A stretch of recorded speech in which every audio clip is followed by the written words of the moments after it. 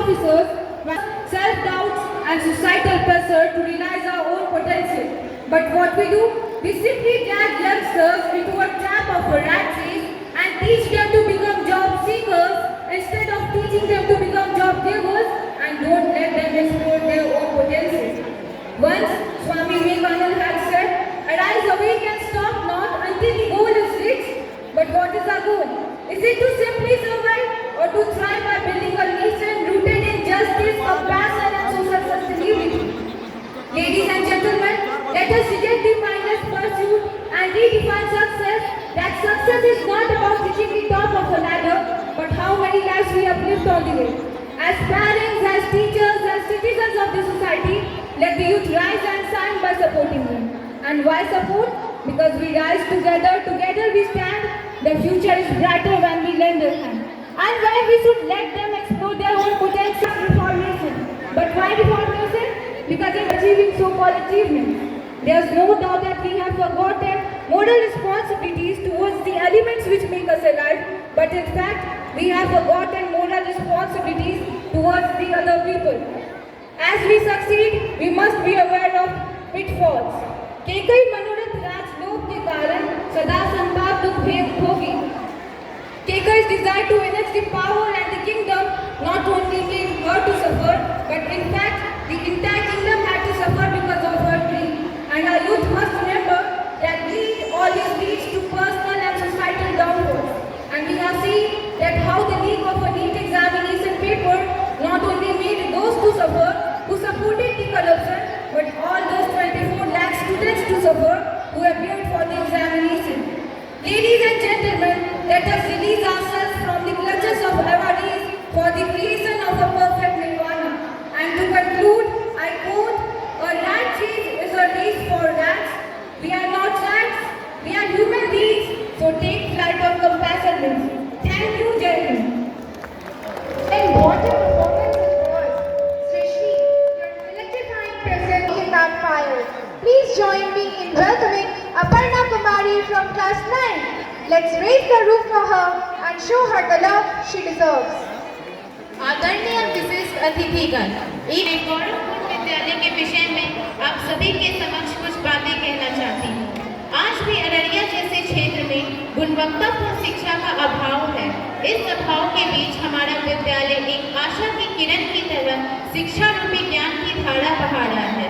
इस क्षेत्र की गिरती साक्षरता दर आज भी एक चिंता का विषय है, जिसके लिए हमारा विद्यालय अग्रणी है तथा इसके द्वारा कई प्रशंसनीय कार्य भी किए जा रहे हैं। मैं अपर्णा कुमारी, वर्ग अभी की छात्रा, अपने आप को गौरवान्वित महसूस करती हूँ कि मैं भी इस विद्यालय की एक छोटी सी कड़ी हूँ। मैं आभारी हूँ इस विद्यालय के उन सभी गुरुजनों की जिन्होंने मुझे अपना बहुमूल्य ज्ञान दिया। साथ ही साथ मैं आभारी हूँ अपने माता पिता की, जिन्होंने बेटी बेटी का भेद न करते हुए मुझे इस विद्यालय में शिक्षा प्राप्त करने का अवसर प्रदान किया। मेरे माता पिता एवं मेरे विद्यालय ने सदैव मुझे मेरे देश की गौरवान्वित संस्कृति पर गर्व करना सिखाया। ही हम सभी की आंखों के समक्ष एक नौजवान सन्यासी की चित्र उभर आती है। वह सन्यासी जिसने गुलाम भारत को आज़ादी के साथ सोचना सिखाया और जिसके विचारों ने लाखों क्रांतिकारियों को जन्म दिया। हमारे देश के missile man doctor APJ Abdul Kalam, देशभक्त भगत सिंह, संविधान निर्माता डॉक्टर BR अम्बेडकर और आज़ाद हिंद फौज के संस्थापक सुभाष चंद्र बोस जैसे महान क्रांतिकारियों के भी प्रेरणा स्रोत स्वामी विवेकानंद जी ही थे। स्वामी जी के विचारों से प्रेरित होकर उन्होंने समाज सुधारक की भी भूमिका निभाई। स्वामी विवेकानंद के विचार न केवल भारत में बल्कि पूरे विश्व में विख्यात हैं। किसने सोचा था कि एक भगवाधारी सन्यासी अमेरिका पहुंच सबके मन मस्तिष्क को झकझोर कर रख देगा। विश्व धर्म सम्मेलन शिकागो के धर्म संसद में स्वामी विवेकानंद मंच तक अकेले नहीं गए थे, बल्कि उनके साथ भारत की सनातन संस्कृति और लाखों वर्ष का इतिहास भी आ पहुंचा था।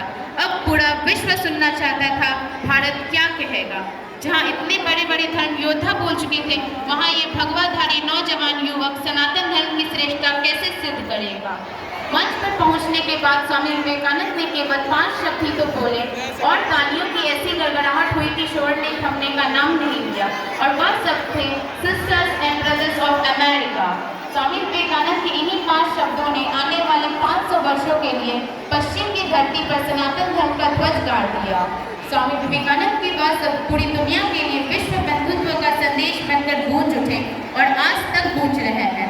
उस वक्त उनकी उम्र मात्र 30 वर्ष की थी, तभी ही तो कहते हैं 30 वर्ष का ज्योति पुंज था, ज्ञान पुष्प का सुरभि कुंज था, मस्तक पर अरुणिम रेखा, चकित रह गया जिसने देखा, शब्द सुदर्शनधारी था, देवदूत अवतारी था वह। उनके शब्द इतने मर्म स्पर्शी, इतने अविस्मरणीय इसलिए थे क्योंकि वह सब किसी व्यक्ति के मुख से नहीं बल्कि सनातन धर्म की मूल संस्कृति से उपजे थे।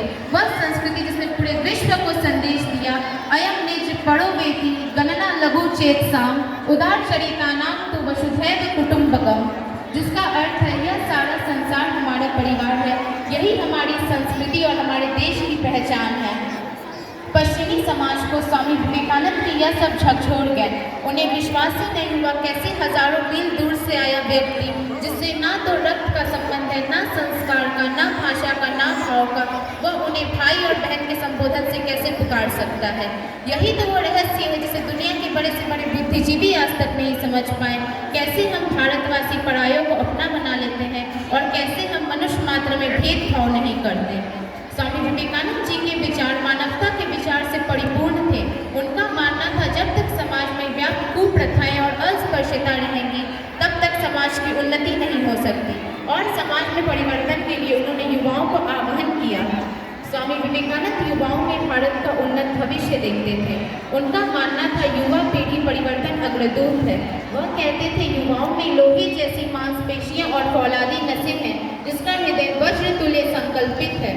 स्वामी विवेकानंद चाहते थे युवाओं में विशाल हृदय के साथ मातृभूमि और जनता की सेवा करने की विदृढ़ इच्छा शक्ति हो।